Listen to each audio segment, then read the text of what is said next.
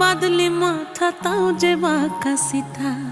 মেদিনীপুরে রায়না চিরন বাঁকুড়ার ওই ফিতা, আর যতন করে বাঁধলি মাথা তাও যে বাঁকা সিথা। পেছ পায়